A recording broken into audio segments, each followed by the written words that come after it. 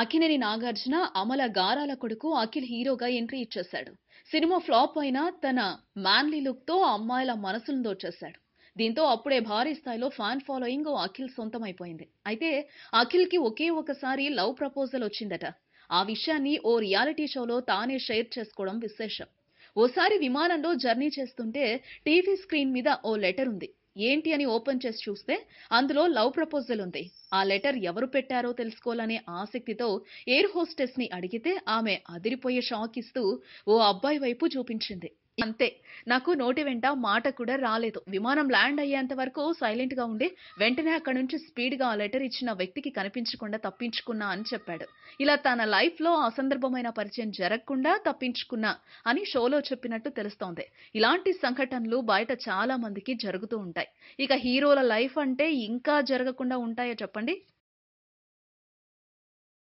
ఈ వీడియోపై మీ విలువైన కామెంట్స్ ని మాతో షేర్ చేసుకోండి. అండ్ ఇంకో విషయం, సబ్స్క్రైబ్ చేయడం మర్చిపోకండి.